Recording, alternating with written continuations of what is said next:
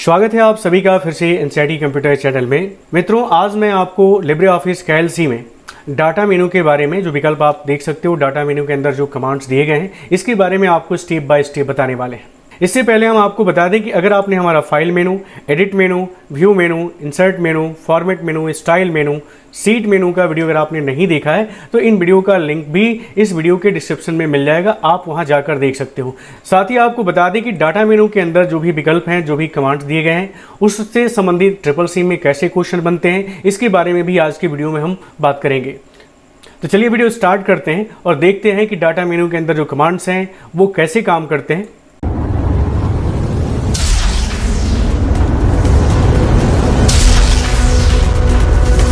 तो डाटा मेनू में आप देख सकते हैं कि डाटा मेनू में सबसे पहला कमांड जो है शॉर्ट का दिया गया है, यानी आप अपने रिकॉर्ड को अगर अरेंज करना चाहते हैं, एक निश्चित ऑर्डर में व्यवस्थित करना चाहते हैं, तो उसके लिए आपको शॉर्ट कमांड का यूज़ करना होगा। शॉर्ट करके हम अपने रिकॉर्ड को असेंडिंग और डिसेंडिंग ऑर्डर में रख सकते हैं, चाहे वो नाम के तहत हो गया। आप देख सकते हो कि जो मैंने रिकॉर्ड अपनी सीट के ऊपर ले रखा है वो चाहे नाम हो, टोटल या परसेंटेज के तहत हो, हम किसी भी कॉलम के तहत अपने रिकॉर्ड को हम यहाँ पे शॉर्ट कर सकते हैं, व्यवस्थित कर सकते हैं। तो इसके लिए हमने कहा कि आप अपने रिकॉर्ड को सिलेक्ट कर लीजिए। अपने डाटा को सिलेक्ट करने के बाद डाटा मेनू के अंदर पहला कमांड आप देख सकते हो शॉर्ट का दिया गया, आपको इस पर क्लिक करना होगा।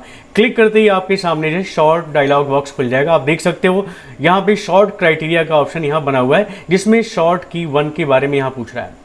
यहाँ देख सकते हैं कि यहाँ पे जब हम क्लिक करते हैं तो वो सभी फील्ड, वो सभी कॉलम जो हमने अपने सीट के अंदर बना रखे हैं, वो सभी यहाँ दिखाई दे रहे हैं। आप यहाँ देख सकते हो कि नेम, जो हमने कॉलम यहाँ पे अपने सीट के ऊपर लिया है, वो आप यहाँ देख सकते हो कि name, roll number, math, physics, chemistry, total और परसेंटेज का कॉलम यहाँ दिखा रहा है। यानी किस कॉलम के तहत आप अपने रिकॉर्ड को व्यवस्थित करने जा रहे हो, वो आपको यहाँ से उस फील्ड को सिलेक्ट करना होगा। तो चलिए मैं यहाँ पे परसेंटेज को सिलेक्ट कर लेता हूँ। मैं चाहता हूँ कि यहाँ परसेंटेज वाइज रिकॉर्ड को हम अपने रिकॉर्ड को यहाँ व्यवस्थित करें। इसके बाद आपको यहाँ असेंडिंग और डिसेंडिंग दो विकल्प, दो ऑप्शन यहाँ मिलेंगे। आपको असेंडिंग ऑर्डर में या डिसेंडिंग ऑर्डर में अपने रिकॉर्ड को अरेंज करना है, तो ये आपको यहाँ निश्चित करना होगा। असेंडिंग का मतलब है कि बढ़ते क्रम में A to Z, या अल्फाबेटिकल बात करें A to Z, या नंबर में बात करें तो 1 2 3 4 5 इस तरह के नंबर में आप असेंडिंग ऑर्डर में जा सकते हो। और अगर डिसेंडिंग करते हो तो डिसेंडिंग का मतलब होता है Z to A, यानी रिकॉर्ड को घटते क्रम में यहाँ पे देखना। तो मैं चाहता हूँ कि जो सबसे हाईएस्ट नंबर जिसका परसेंटेज है वो सबसे टॉप में दिखे, क्योंकि अभी देखें यहाँ पे 44% दिखा रहा है, और इसी तरह देखें यहाँ 82 है, 30 है, 70 है, 59 और 71 का यहाँ परसेंटेज दिखा रहा है। तो मैं चाहता हूँ कि एक ऑर्डर में हो जाए, और ऑर्डर कैसे हो तो डिसेंडिंग ऑर्डर में हो, यानी सबसे हाईएस्ट नंबर जो है, जो परसेंटेज है, वो सबसे टॉप में दिखाई दे। तो इसको यहाँ सेलेक्ट करने के बाद आपको बस यहाँ ओके करना होगा। ओके करते ही आप देख सकते हैं कि आपका यहाँ परसेंटेज है, ये परसेंटेज वाला कॉलम आपका ये पूरा चेंज हो गया है, और यहाँ सबसे हाईएस्ट नंबर वाले जो है रिकॉर्ड को यहाँ टॉप में, यानी यहाँ पे ऊपर की तरफ रख दिया गया है। और इसी तरह आप देख सकते हो कि इससे कम 71 और सबसे कम जो है आप देख सकते हो 30% जो है मार्क्स आपका यहाँ शो कर रहा है। अगर आपको नेम के तहत करना है तो आप नेम के तहत भी कर सकते हो। किसी सब्जेक्ट के तहत आपको डाटा को शॉर्ट करना है तो वो भी ऑप्शन आप यहाँ पे यूज़ कर सकते हो। बस कुछ नहीं करना है, आपको उस कॉलम को सिलेक्ट कर लेना है जिस कॉलम के तहत आप अपने रिकॉर्ड को व्यवस्थित करना चाहते हो।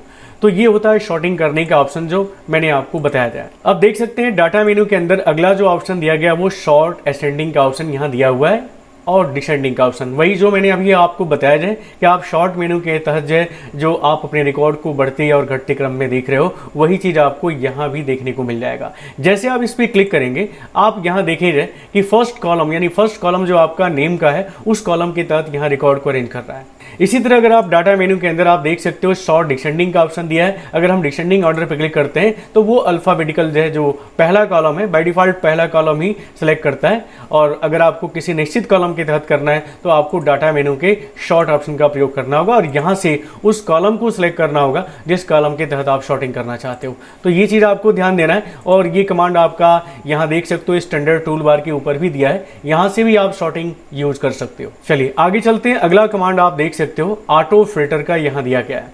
ऑटो फिल्टर का ऑप्शन दिया है। इसके लिए आपको बता दें कि अपने पूरा रिकॉर्ड आपको सिलेक्ट कर लेना होगा, और सिलेक्ट करने के बाद डाटा मेनू के अंदर आप ऑटो फिल्टर पे क्लिक करेंगे। ये ऑटोमेटिक फिल्टर बटन आपके हर कॉलम के ऊपर आप देख सकते हो कि जो भी आपने कॉलम लेवल बना रखा है, नेम, रोल नंबर, वहाँ पे ये बटन ही आपको ऑटो फिल्टर का वर्क करेगा। क्या करना है, जैसे हमने कहा कि आप इस बटन पे क्लिक करके आप किसी निश्चित रिकॉर्ड को ही देखना चाहते हैं, तो आप देखिए जैसे आप यहाँ क्लिक करेंगे, यहाँ बहुत सारे ऑप्शन यहाँ पे आपको दिखाई देंगे। यहाँ से भी आप शॉर्टिंग कर सकते हो, यहाँ से टॉप 10 रिकॉर्ड देख सकते हो, जो रिकॉर्ड खाली है उसको भी आप यहाँ शो कर सकते हो। साथ ही आप देखें यहाँ ऑल का ऑप्शन बना हुआ है। अगर आप चाहते हो कि किसी निश्चित रिकॉर्ड को ही हम देखें, जैसे आप चाहते हो कि हम केवल जय का रिकॉर्ड शो करें, ऑल ऑप्शन को यहाँ से हटा दीजिएगा और जय वाले ऑप्शन पे यहाँ चेक बॉक्स पे क्लिक करके आप ओके करिएगा। ऐसा करते ही आप देख सकते हो केवल जय का ही रिकॉर्ड शो कर रहा है। आप चाहते हो कि फिर से हम सभी रिकॉर्ड को देखें, तो आपको ऑल ऑप्शन पे क्लिक करना होगा और ओके कर देना होगा। तो ये तो हो गया, हम किसी नेम के तहत हम फिल्टर करने का काम कर सकते हैं। किसी भी फील्ड के तहत आप चाहते हो हम अगर ऑटो फिल्टर का यूज़ करें तो हम यहाँ पे फिल्टर करने का काम कर सकते हैं। अब देखिए मैं चाहता हूँ कि यहाँ देखिए डिवीज़न में 3rd है, 1st है, फेल है और 2nd डिवीज़न का मार्क्स यहाँ पे हमने देखिए डिवीज़न दिखा रखा है। अगर हम चाहते हैं कि केवल 1st डिवीज़न रिकॉर्ड यहाँ शो करे, तो इसके लिए आपको डिवीज़न वाले कॉलम पे इस ऑटो फिल्टर बटन पे क्लिक करना होगा। क्लिक करते ही आप देखें यहाँ ऑल ऑप्शन दिखा रहा है, ऑल को यहाँ हटा देना है और केवल आप फर्स्ट वाले चेक को जो है यहाँ पे चेक करेंगे और ओके बटन पे क्लिक करेंगे। आप यहाँ देखें कि केवल 3 रिकॉर्ड है जो फर्स्ट डिविजनर है, तो ये आप देख सकते हो। इसी तरह अगर आप चाहते हो कि हम केवल फेल का देखें, तो आप फेल वाले को क्लिक करें, फर्स्ट को हटा दीजिएगा, ओके करिएगा, तो उन सभी रिकॉर्ड में से जितने स्टूडेंट फेल हैं उन्हीं को यहाँ पे शो करेगा। सबको देखना है तो फिर से आप यहीं पे ऑल ऑप्शन पे क्लिक करके ओके कर देंगे। तो इस तरह हमने आपको बताया है कि ऑटो फिल्टर का यूज़ कर सकते हो। ऑटो फिल्टर बटन को आप फिर से कैसे हटाओगे, तो डाटा मेनू के अंदर ही ऑटो फिल्टर पे आपको दोबारा क्लिक करना होगा। क्लिक करते ही जो फिल्टर बटन आपके ऑटोमेटिक फिल्टर जो बन गए थे वो आपके अब हट जाएंगे। अब आते हैं इसी मेनू के अंदर अगला जो ऑप्शन दिया गया, आप देख सकते हो डाटा मेनू के अंदर ही अगला जो विकल्प दिया गया है वो मोर फिल्टर का ऑप्शन यहाँ दिया है। मोर फिल्टर में यहाँ देखिए कई विकल्प हैं, जिसमें सबसे पहले स्टैंडर्ड फिल्टर का ऑप्शन दिया गया है। जैसे हम इस पर क्लिक करेंगे हमारे सामने कुछ इस तरह का डायलॉग बॉक्स खुल जाएगा स्टैंडर्ड फिल्टर का। अब यहाँ देख सकते हो कि यहाँ कुछ फील्ड आपको सेलेक्ट करने पड़ेंगे। किस कॉलम के तहत आप रिकॉर्ड को देखना चाहते हो उस कॉलम को आपको यहाँ पे या फील्ड नेम को सिलेक्ट करना पड़ेगा। जैसे मुझे रोल नंबर वाले रिकॉर्ड को यहाँ लेना है, फील्ड नेम में हमने रोल नंबर लिया और यहाँ कंडीशन दिया इक्वल। आप देख सकते हो बहुत सारे कंडीशन यहाँ पे दिए गए हैं। मैं चाहता हूँ कि यहाँ पे ग्रेटर देन हो और मैं चाहता हूं कि रोल नंबर जिस 5 से अधिक वाले रिकॉर्ड को हम देखें, तो आप यहां पे 5 लिखिएगा वैल्यू में और जैसे ओके करेंगे आप देख सकते हो यहां पे फील्ड नेम में हमने रोल नंबर लिया है, कंडीशन हमने ग्रेटर देन का लगाया है यानी ग्रेटर देन 5 हो और जैसे ओके करेंगे तो 5 से ऊपर के जो रिकॉर्ड होंगे यानी रोल नंबर में उन्हीं को शो करेगा। तो ये होता है ऑप्शन जो है हमने आपको बताया जाए स्टैंडर्ड फिल्टर का भी यूज़ करके आप अपने रिकॉर्ड को फिल्टर करने का काम कर सकते हो। अब आते हैं अगला जो विकल्प दिया गया है वो है एडवांस फिल्टर का। एडवांस फिल्टर का यूज़ आपको कैसे करना है, तो चलिए हम यहाँ पे देखते हैं। यहाँ पे इस सेल के अंदर हम ले लेते हैं डिवीज़न और यहाँ पे हम ले लेते हैं, हम चाहते हैं कि फर्स्ट को देखें, तो आप यहाँ लिख दीजिएगा यह फर्स्ट। ध्यान रखना होगा जो आपने स्पेलिंग यहाँ लिखा हुआ वही स्पेलिंग आपको यहाँ लिखना होगा और जो यहाँ पे डिवीजन के रूप में हमने ले रखा है स्पेलिंग वो आपको यहाँ लिखना होगा। तो एक सेल में हमने लिखा फील्ड का जो कॉलम का नेम है वो और दूसरे में हमने वैल्यू को इनपुट किया।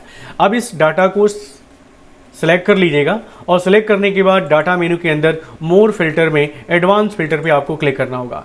क्लिक करते ही आपके सामने एडवांस फिल्टर डायलॉग बॉक्स खुल जाएगा। आप देख सकते हो यहाँ पे रीड फिल्टर क्राइटेरिया फ्रॉम पूछ रहा है, यहाँ पे अनडिफाइंड का ही ऑप्शन दे रहा है, तो आपको यहाँ पे क्लिक करना होगा। क्लिक करने के बाद आपको इस रेंज को यानी इस क्राइटेरिया को सिलेक्ट कर लेना होगा। सेलेक्ट करने के बाद फिर से आप एक्सपेंड करेंगे और एक्सपेंड करने के बाद जैसे आप ओके करेंगे आप देख सकते हो इस तरह भी हम फिल्टर करने का काम कर सकते हैं। आप देख पा रहे होंगे कि केवल फर्स्ट रिकॉर्ड यानी जो फर्स्ट डिविजनर है केवल वही रिकॉर्ड आपके सामने शो हो रहा है। अगर हम चाहते हैं कि फिर से सभी रिकॉर्ड को देखें तो आप डाटा मेनू के अंदर यहाँ पे आप मोर फिल्टर में रीसेट फिल्टर पे जैसे आप क्लिक करेंगे फिर से पहले जैसा आपको आपका रिकॉर्ड दिखाई देने लगेगा।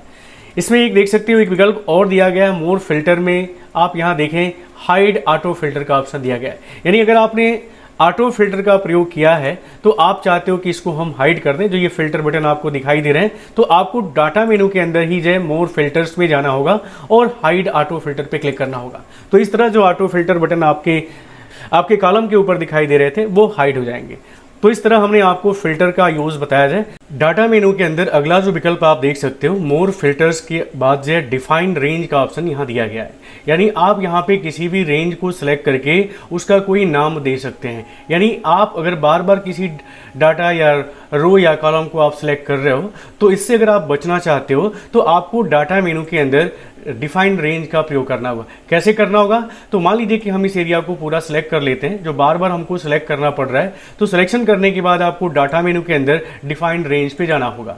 आप देख सकते हैं defined database range dialog box खुल गया है। यहाँ पे आपसे पूछ रहा है कि नाम क्या होगा, यानी जिस एरिया को आपने सिलेक्ट कर रखा है उसका आप क्या नाम रखना चाहते हो। तो हम यहाँ पे कोई भी नाम दे सकते हैं। जैसे मैंने यहाँ पे कोई अल्फ़ाबेट दिया, नाम टाइप किया, और यहाँ आप देख सकते हो रेंज दिया है। हमने ऑलरेडी वो रेंज सेलेक्ट कर रखा है, इसलिए यहाँ पे वो रेंज आपको एड्रेस आपको दिखाई दे रहा है। आपको अब क्या करना है, यहाँ ऐड बटन पे क्लिक करना है। ऐड करते ही वो नाम यहाँ पे उस रेंज को इस नाम से ऐड कर लिया गया है। ओके कर सकते हैं। इसी तरह अगर आप और भी रेंज को सिलेक्ट करके उसका कोई नाम देना चाहते हैं तो आप नाम दे सकते हैं। जैसे मैंने इस रेंज को सिलेक्ट किया, और रेंज को सिलेक्ट करने के बाद डाटा मेनू के अंदर हमने डिफाइन रेंज पर क्लिक किया। आप देख सकते हो पहले जो नाम दिया था वो यहाँ दिखा रहा है। अब आपसे पूछ रहा है कि आप इस रेंज को क्या नाम देना चाहते हो, तो आप यहाँ कोई और नाम टाइप कर सकते हो। और टाइप करने के बाद जैसे आप ऐड करेंगे, ओके करेंगे, तो ये नाम उस रेंज को ऐड कर लेगा जिस नाम को आपने यहाँ दे रखा है। तो आप देख सकते हो कि दो रेंज हमने डिफाइन किया यहाँ पे, और दोनों के नाम हमने आपको यहाँ दिया है। अब यहाँ आपको ओके करना होगा। ओके करने के बाद आपको कैसे यूज करना है ये देखना है। तो डाटा मेनू के अंदर आपको जाना होगा, और डाटा मेनू में आप देख सकते हो सेलेक्ट रेंज का ऑप्शन दिया गया है। सेलेक्ट रेंज पे जैसे आप क्लिक करेंगे, आपके सामने सेलेक्ट डाटाबेस रेंज ऑप्शन जो है डायलॉग बॉक्स खुल जाएगा। आप देख पा रहे हैं कि जो रेंज आपने डिफाइन किया है AABBO नाम आपको यहाँ शो कर रहा है। अब किस रेंज को आप सिलेक्ट करना चाहते हो दोबारा जो, सपोज मैंने फर्स्ट वाले को AA वाले को सिलेक्ट किया और ओके किया, तो आप देख सकते हो कि आपको दोबारा सिलेक्ट नहीं करना पड़ेगा। इसी तरह अगर आप दूसरे वाले रेंज को सिलेक्ट करना चाहते हो जो BB नाम से हमने सेव कर रखा है, तो हमने इसको सिलेक्ट किया और ओके किया, तो आप देख सकते हो ये है डिफाइन रेंज करने का ऑप्शन है। इस तरह हम रेंज को डिफाइन कर सकते हैं, रेंज को हम नाम दे सकते हैं। और इसी तरह और भी अगर आप रेंज कोई डिफाइन कर रहे हैं तो आप उसको यहाँ से रेंज को रिफ्रेश कर सकते हो। डाटा मेनू के अंदर अगला जो विकल्प दिया गया है वो है पाइवोट टेबल का। आप देख सकते हो पाइवोट टेबल के अंदर इंसर्ट और एडिट करने का ऑप्शन दिया है। जो टेबल आप बना रहे हो पाइवोट टेबल, उसके अंदर आप एडिट कर सकते हो, यहाँ रिफ्रेश कर सकते हो और डिलीट कर सकते हो। तो इसका यूज हमने पहले भी आपको बता रखा है इंसर्ट मेनू के अंदर पाइवोट टेबल बनाने के लिए। चलिए एक बार और फिर से हम देख लेते हैं कि इसका यूज हमको कैसे करना होता है। तो हम पूरे डाटा को सिलेक्ट कर लेते हैं। डाटा मेनू के अंदर पाइवोट टेबल पे आप क्लिक करेंगे और यहाँ इंसर्ट और एडिट का ऑप्शन दिया गया है, इस पर आपको क्लिक करना होगा। क्लिक करते ही आपके सामने सिलेक्ट सोर्स का ऑप्शन दे देगा। यहाँ देखिए करंट सिलेक्शन दिया है, यानी जो आपने करंट एरिया सिलेक्ट कर रखा है डाटा का सीट के ऊपर, उसको आपको रखना है और यहाँ ओके कर देना है। ओके करते ही आपके सामने पाइवोट टेबल लेआउट विंडो आपके सामने खुल जाएगा। जैसे आपने इंसर्ट मेनू के अंदर देखा था, सेम वही विकल्प आपका यहाँ पे आ रहा है। अब आपको क्या करना है कि जिस फील्ड को आपने यहाँ पे अपने सीट के ऊपर बना रखा वो सभी फील्ड यहाँ पे अवेलेबल दिखा रहा है। किस फील्ड को आप यहाँ पे पाइवोट टेबल में रखना चाहते हो, तो मैंने यहाँ पे नेम लिया, और नेम के बाद हम डिवीजन लेना चाहते हैं तो डिवीजन को भी आप यहाँ पे सिलेक्ट कर लीजिएगा और यहाँ पे रो वाले फील्ड में ड्रैग एंड ड्रॉप कर दीजिएगा। इसके बाद यहाँ ओके करना होगा। ओके करते ही आप देख सकते हो कि पूरे फील्ड जो आप देख रहे थे कि पूरे सीट के अंदर जो कॉलम हमने बना रखा था उसमें से केवल नेम और डिवीजन का कॉलम ही यहाँ पे शो कर रहा है। अब देख सकते हैं डाटा मेनू के अंदर पाइवोट टेबल के अंदर ही रिफ्रेश का ऑप्शन दिया है, यानी अगर हम कोई अपने टेबल के अंदर बदलाव करते हैं तो उसको हम यहाँ से रिफ्रेश कर सकते हैं। और यहाँ से हमने कहा कि यहाँ से पाइवोट टेबल जो आपने अभी इंसर्ट किया है उसको आप यहाँ से डिलीट कर सकते हो। तो मैं यहाँ डिलीट करके आपको दिखा देता हूँ। तो इस तरह हम डिलीट भी कर सकते हैं। डाटा मेनू में अगला जो कमांड दिया गया है पाइवोट टेबल के बाद देख सकते हो कैलकुलेट का ऑप्शन दिया है, और कैलकुलेट में यहाँ देखिए कई विकल्प दिए गए हैं, और यहाँ देखिए लास्ट में सबसे ऑटो कैलकुलेट का ऑप्शन दिया गया है। ये ऑटोमेटिक यहाँ देख सकते हो डिफ़ॉल्ट की ट्रिक लगा हुआ है। क्या होता है कि जब हम किसी फार्मूले को यूज़ करते हैं, देखिए हम एक फार्मूला यूज़ करते हैं, सिंपल फार्मूला आपको पता है, आप यहाँ कोई भी फार्मूला यूज़ कर सकते हो। जैसे मैंने सम का फार्मूला यूज़ किया और इन नंबर्स को मैंने सेलेक्ट किया, रेंज को, और इंटर बटन को मैंने प्रेस किया। आप यहाँ देख सकते हो कि इन सभी संख्याओं का योग यहाँ शो कर रहा है, सम यहाँ दिखा रहा है। अब आपको पता है कि अगर किसी सेल के अंदर हम किसी वैल्यू को चेंज करते हैं तो यहाँ रिजल्ट में यहाँ वैल्यू भी आपको चेंज होता हुआ दिखाई देता है। ऐसा कैसे हो रहा है? तो डाटा मेनू के अंदर आपको जाना होगा, कैलकुलेट ऑप्शन पे आपको क्लिक करना होगा, और ये देखिए ऑटो कैलकुलेट का ऑप्शन जो यहाँ पे ट्रिक लगा हुआ है, इसकी वजह से ये ऑटोमेटिक कैलकुलेट कर रहा है। अब मैं देखिए मैं इसको ट्रिक को हटा दे रहा हूँ, मैं दोबारा इस पर क्लिक करता हूँ और ये ट्रिक अब की बार ये हट गया, आप देख सकते हो। अब यहाँ पे देखें, अगर हम किसी सेल के अंदर कोई भी चेंजिंग करते हैं तो आप यहाँ देखें इस रिजल्ट में कोई भी अंतर आपको दिखाई नहीं दे रहा है। आप किसी भी सेल के अंदर जो रेंज आपने सिलेक्ट किया है उस रेंज के अंदर आप कोई भी बदलाव करके देखिए, कहीं भी आपके रिजल्ट में कोई भी आपको चेंजिंग देखने को नहीं मिल रहा है। पहले आपको दिखाई दे रहा था, इसका कारण था कि डाटा मेनू के अंदर कैलकुलेट के अंदर ऑटो कैलकुलेट का जो ऑप्शन था वो एक्टिव था, जिसकी वजह से ये ऑटोमेटिक कैलकुलेट कर रहा था। अगर हम चाहते हैं कि हम किसी भी सेल के अंदर कोई भी बदलाव करें और यहाँ पे आपको आउटपुट देखने को मिले, तो इसके लिए भी ऑप्शन हमने आपको बताया कि आपको यहाँ क्लिक करना होगा, डाटा मेनू के अंदर जाना होगा, कैलकुलेट ऑप्शन पे क्लिक करना होगा। पहला विकल्प दिया गया रीकैलकुलेट का ऑप्शन दिया गया है, जिसका शॉर्टकट तरीका भी आप यहाँ देख सकते हो, F9 बटन दिया गया है। जैसे हम इस पर क्लिक करेंगे आप देखेंगे इसका आउटपुट आपको अब बदल गया है, इसका चेंजिंग आपको देखने को मिल रहा है। इसी तरह अगर हम किसी और वैल्यू को बदल रहे हैं, किसी सेल की वैल्यू को है, तो अभी भी देखें यहाँ पे कोई भी चेंजिंग आपको देखने को नहीं मिल रहा है। अगर हम चाहते हैं कि चेंजिंग हो तो इसके लिए आपको डाटा मेनू के अंदर जाना होगा, कैलकुलेट ऑप्शन पे, और कैलकुलेट हार्ड ऑप्शन का जो विकल्प है आप देख पा रहे होंगे, यहाँ शॉर्टकट तरीका भी दिया है, control plus shift plus F9 button को जैसे आप प्रेस करेंगे आपको आउटपुट देखने को मिल जाएगा, यानी जो आउटपुट होगा वो चेंजिंग आपको देखने को मिल जाएगा। देख सकते हैं कि डाटा मेनू के अंदर एक और विकल्प दिया गया है, कैलकुलेट के अंदर जो है आपको यहाँ देखने को मिल रहा है फार्मूला टू वैल्यू। आप देखें यहाँ पे रिजल्ट जो दिखाई दे रहा है, यहाँ पे आपको जो इन संख्याओं का सम है आपको देखने को मिल रहा है, और यहाँ आप देखें फार्मूला बार के अंदर इसका फार्मूला शो कर रहा है। हम चाहते हैं कि यहाँ भी वैल्यू को शो करें, यानी ये वैल्यू आपका जो यहाँ दिखा रहा है आउटपुट है वही चीज़ आपको फार्मूला बार के अंदर भी दिखाई दे, तो आपको डाटा मेनू के अंदर जाना होगा, कैलकुलेट पे क्लिक करना होगा, और फार्मूला टू वैल्यू पे आप जैसे क्लिक करेंगे और बाहर की तरफ क्लिक करने के बाद जैसे आप दोबारा इस पर क्लिक करेंगे तो यहाँ जो फार्मूला आपको दिखाई दे रहा था अब यहाँ पे वैल्यू को शो करेगा। तो ये होता है फार्मूला टू वैल्यू ऑप्शन का यूज़, और हमने आपको बताया कि डाटा मेनू के अंदर कैलकुलेट ऑप्शन का यूज़ है। शॉर्टकट ध्यान रखिएगा, ट्रिपल सी एग्जाम देने जा रहे हैं तो रीकैलकुलेट और कैलकुलेट हार्ड के बारे में आपसे पूछा गया है, control plus shift plus F9, और रीकैलकुलेट करने के लिए F9 बटन को आपको प्रेस करना होगा। अब आते हैं अगला जो विकल्प है डाटा मेनू के अंदर, वो है वैलिडिटी का। वैलिडिटी बहुत अच्छा विकल्प है। अगर हम किसी सीट के अंदर, किसी रेंज के अंदर हम वैलिडिटी को सेट करते हैं तो गलती होने का चांस जो है कम रहेगा।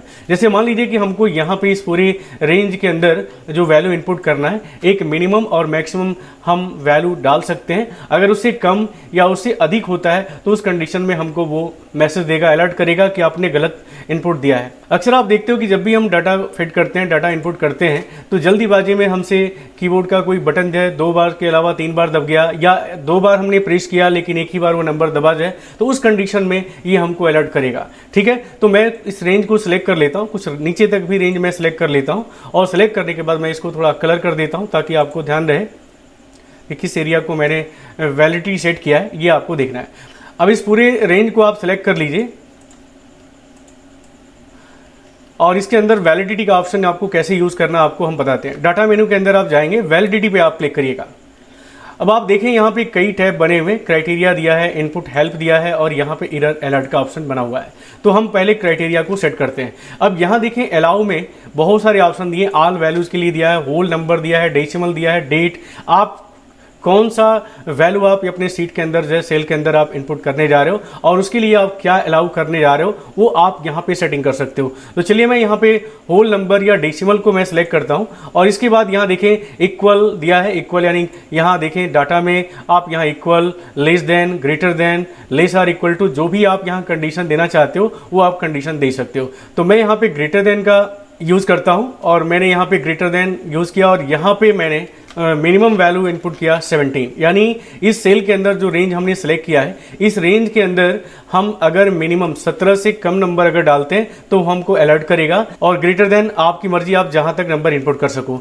एरर अलर्ट में आपको यहाँ मैसेज इनपुट करना होगा, कौन सा मैसेज आप देना चाहते हो। तो आपको यहाँ पे मैंने लिखा यहाँ पे ट्राई अगेन,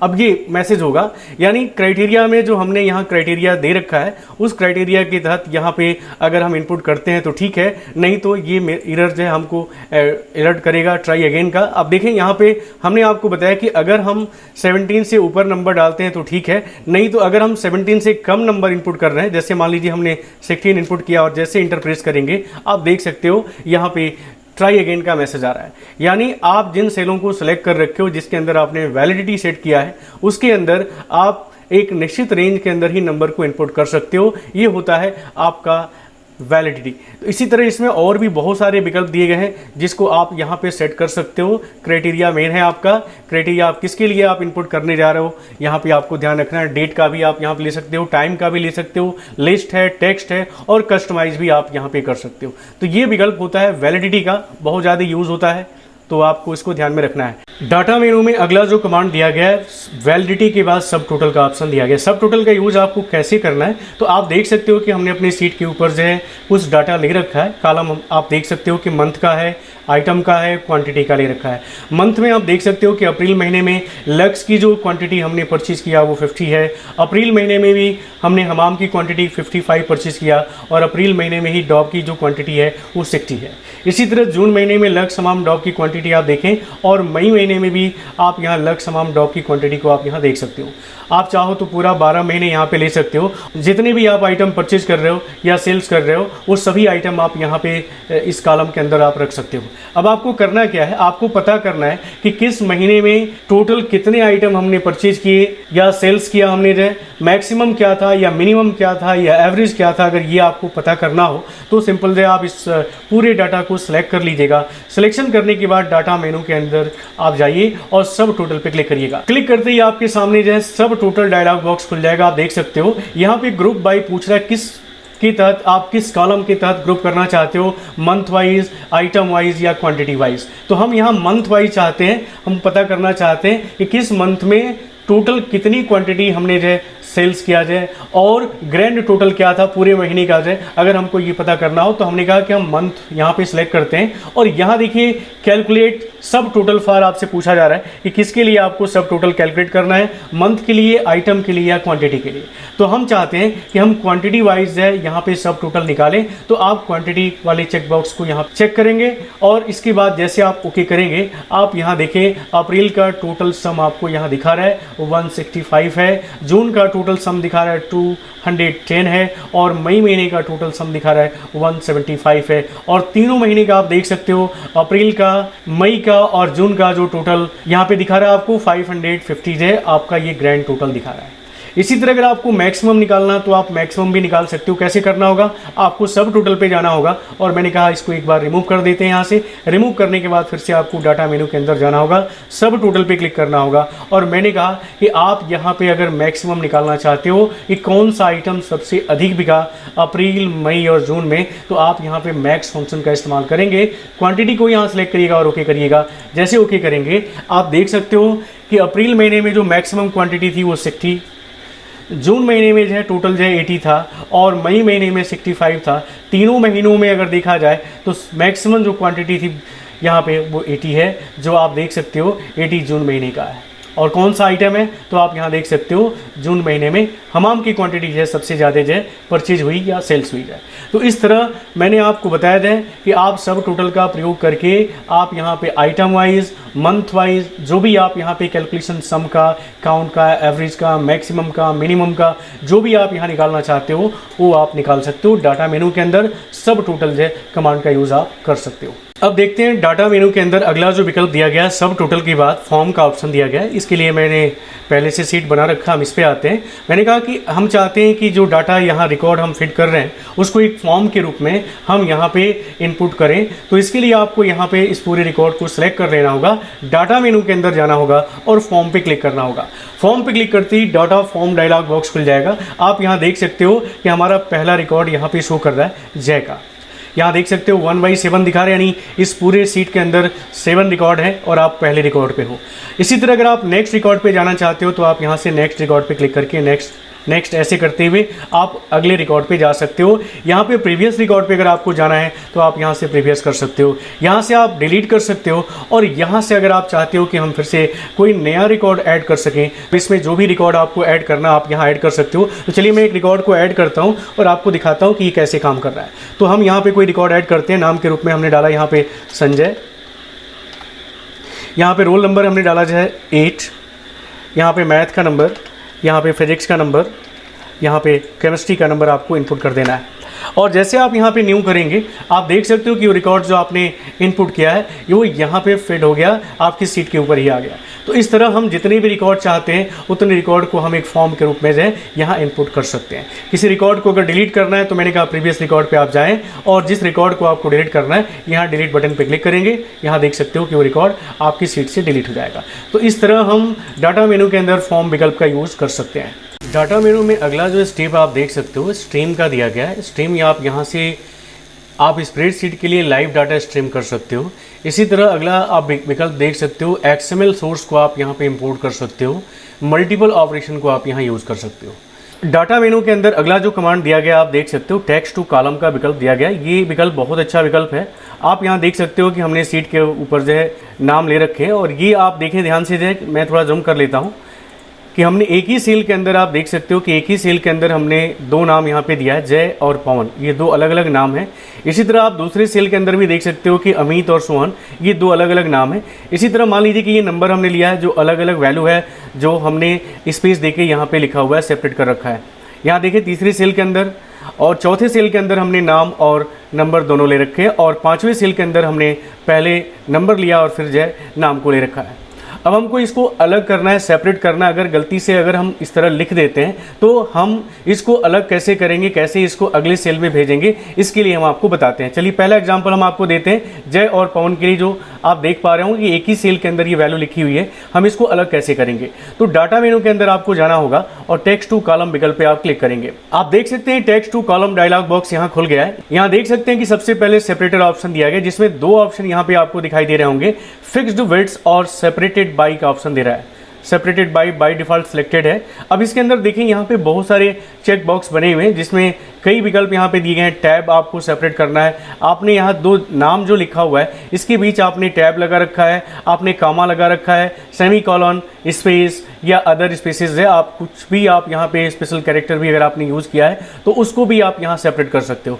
तो आप यहाँ देख पा रहे हो कि जय और पवन के बीच दो जो नाम यहाँ पे लिखे गए हैं, इन दोनों के बीच में हमने स्पेस बार लगा रखा है। तो हम चाहते हैं कि जय और पवन जो स्पेस हमने दिया है ये अलग हो जाए, तो इसके लिए हमने कहा स्पेस ऑफ चेक बॉक्स को आप यहाँ पे चेक करेंगे और चेक करने के बाद यहाँ देख सकते हैं व्यू में कि यहाँ पे एक सेल के अंदर आप देख सकते हो, एक सेल के अंदर जय और दूसरे सेल के अंदर यहाँ पवन को शो कर रहा है। अगर स्पेस बार हम हटा दे रहे हैं तो आप देखें कि एक ही सेल के अंदर ये वैल्यू शो कर रहा है।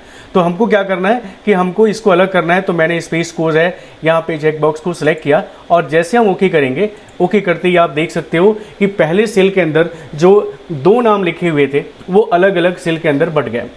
चलिए तो अंडू कर लेते हैं। एक साथ मैं इन सबको दिखाता हूँ कि कैसे आपको इसको टेक्स्ट टू कॉलम में कन्वर्ट करना है। तो मैंने इस पूरे डाटा को सिलेक्ट किया, डाटा मेनू में गए, टेक्स्ट टू कॉलम पे आपको क्लिक करना होगा।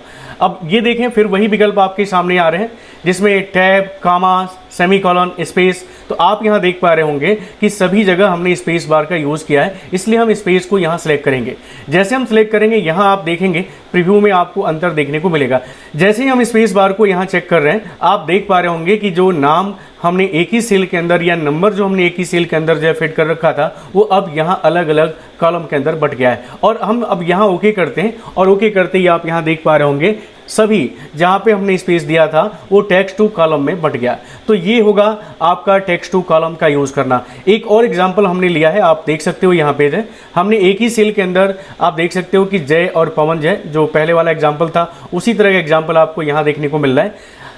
यहाँ दूसरे सेल के अंदर आप देखें कि हमने तीन नाम लिया है, अमन, सोहन और अमित, लेकिन हमने यहाँ जो सेपरेट किया है वो कामा का प्रयोग किया है, जबकि इसमें हमने ऊपर वाले में स्पेस बार का यूज़ किया है। इसी तरह आप नीचे देखें जाए कि हमने यहाँ पे एक ईमेल आईडी लिखा हुआ है जिसको @ के साथ आप देख सकते हो अजय जो यूज़र नेम है और @ के बाद आप देख सकते हो कि gmail.com लिखा हुआ है, ये जो डोमेन नेम है। मैं चाहता हूँ कि यहाँ स्पेस बार को भी एक साथ अलग करें, यहाँ कामा को भी अलग करें और जहाँ @ लगा है उसके बाद ये अगले सेल के अंदर यानी अगले कॉलम के अंदर जो इसको प्लेस कर दें। तो इसके लिए भी आपको वही ऑप्शन जो है आपको सेलेक्ट कर लेना होगा और देखेंगे तीनों एक साथ है। पहले वाले एग्जांपल में हमने आपको स्पेस बार का ही यूज़ किया था, लेकिन अब यहाँ देखें कि हमने स्पेस भी यूज़ किया है, कामा भी यूज़ किया है और स्पेशल कैरेक्टर का भी इस्तेमाल किया है जिसको हम टेक्स्ट टू कॉलम में कन्वर्ट करने जा रहे हैं। अब आपको डाटा मेनू के अंदर जाना होगा, टेक्स्ट टू कॉलम पे क्लिक करना होगा। क्लिक करते ही हमारे सामने आप देख सकते हो कि कुछ इस तरह का विकल्प विंडोज़ है, टेक्स्ट टू कॉलम का खुल के आएगा। अब यहाँ देखें हमने स्पेस बार पहले से लिया है इसलिए ये अलग कर दिया है। अब इसी तरह अगर हम चाहते हैं कामा को भी अलग करें तो आप देखें यहाँ पे अमन, सोहन और अमित, यहाँ प्रीव्यू विंडो में आप देख सकते हो कि ये तीनों को अलग अलग कॉलम के अंदर बांट दिया है। अब यहाँ देखें तीसरे सेल के अंदर जो वैल्यू है उसके अंदर हम किसके तहत सेपरेट करना चाहते हैं, तो अदर ऑप्शन पे आपको यहाँ चेक बॉक्स पे क्लिक करना होगा और यहाँ पे हमने @ साइन का प्रयोग किया है, तो हम चाहते हैं @ से ये सेपरेट करें। यहाँ पे @ को आप लिख दीजिएगा, जो भी आपने स्पेशल कैरेक्टर या सिंबल आपने लिखा हुआ है जहाँ से आपको अलग कॉलम में प्लेस करना है उस सिंबल को आप यहाँ पे लिख देंगे। तो हमने क्या किया है, हमने स्पेस बार का भी यूज़ किया है, हमने कामा का यूज़ किया है, हमने अदर सिंबल जो @ है इसका भी प्रयोग किया है। हम चाहते हैं कि ये तीनों एक ही बार में ये कन्वर्ट हो जाए टेक्स्ट टू कॉलम में। और जैसे हम ओके करेंगे आप यहां देखें कि यहां स्पेस बार लगा हुआ था, स्पेस बार को भी इसने अलग कॉलम में कन्वर्ट किया है और यहां पे हमने 3 नाम एक ही सेल के अंदर लिखा हुआ था, जबकि हमने कामा का प्रयोग किया था इन नामों को सेपरेट करने के लिए। और हमने यहां पे बताया तीसरे सेल के अंदर @ का यूज किया गया था और इसको हमने अलग कॉलम के अंदर से रिप्लेस कर दिया है। तो ये होता है टेक्स्ट टू कॉलम विकल्प का यूज। डाटा मेनू में अगला जो कमांड आप देख सकते हो टेक्स्ट टू कॉलम के बाद से कंसोलिडेट करने के लिए दिया है। बहुत अच्छा कमांड है डाटा मेनू के अंदर और ये अलग अलग सीटों पे जो वैल्यू है उसको आप समराइज कर सकते हो किसी भी सीट के ऊपर से। चलिए एक छोटा सा एग्जांपल हम आपको देते हैं कि कैसे आप इसका प्रयोग करेंगे। सीट 1 यहाँ देख लीजिए, मान लीजिए हमने सीट 1 पे किसी के नाम से बिल किया जिसकी टोटल वैल्यू यहाँ पे हम शो कर रहे हैं 1000। इसी तरह सीट नंबर 2 पे भी हमने बिलिंग किया है जिसकी वैल्यू यहाँ पे 2000 है और सीट नंबर 3 पे हमने बिल बनाया है जिसका टोटल अमाउंट यहाँ पे 4000 है।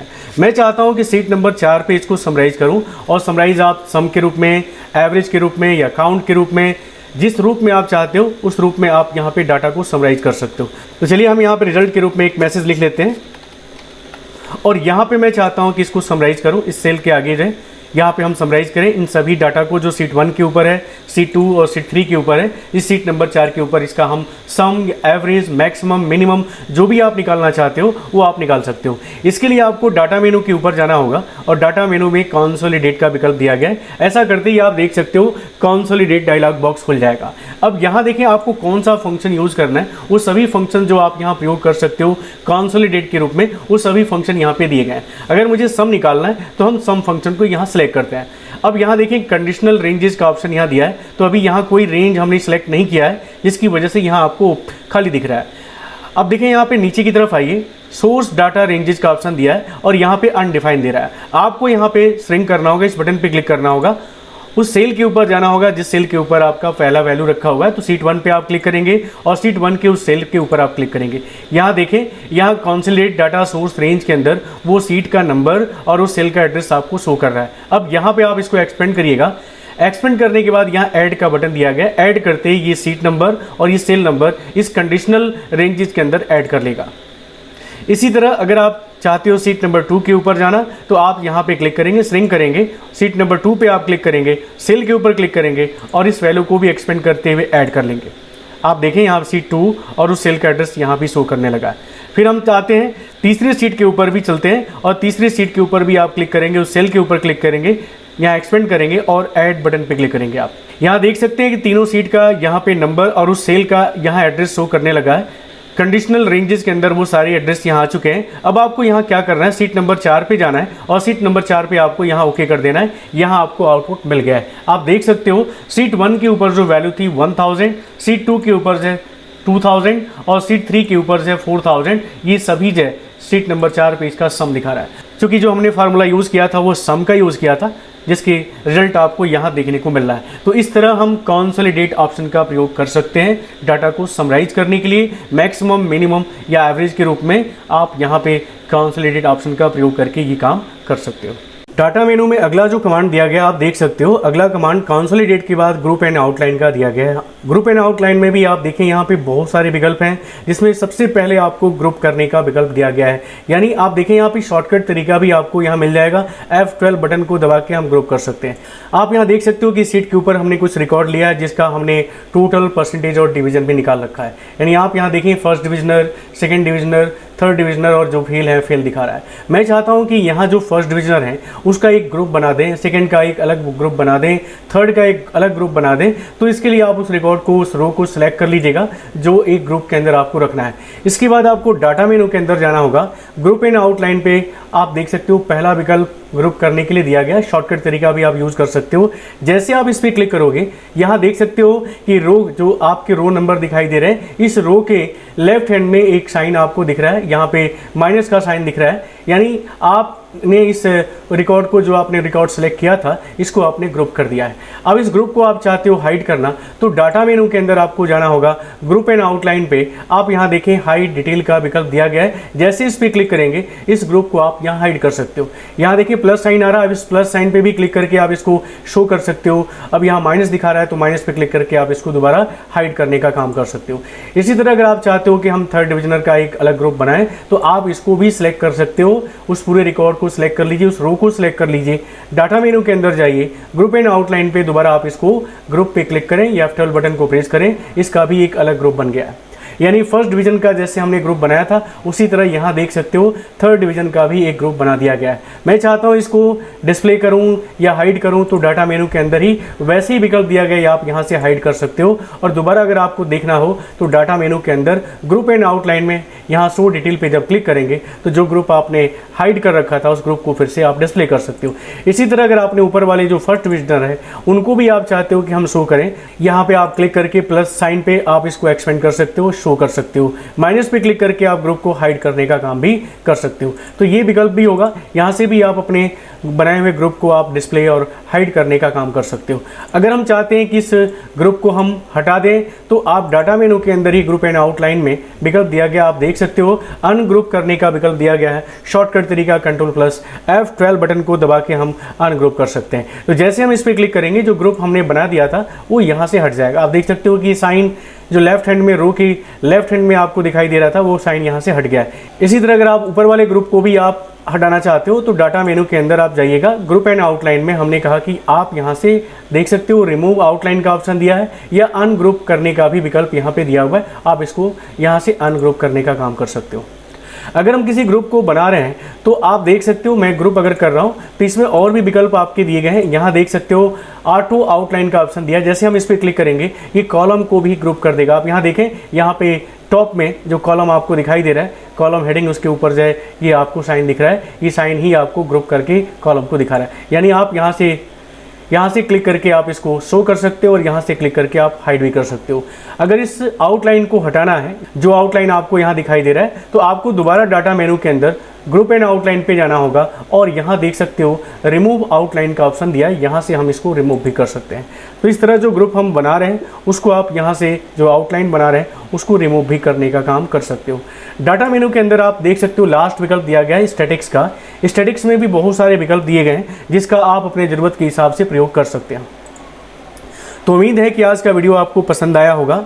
पसंद आया हो तो प्लीज़ लाइक करें। चैनल को आपने अभी तक सब्सक्राइब नहीं किया है तो प्लीज़ सब्सक्राइब भी कर लीजिए, साथ में बेल आइकॉन को भी प्रेस कर लीजिए। तो आज के वीडियो में बस इतना ही। नमस्कार, जय हिंद।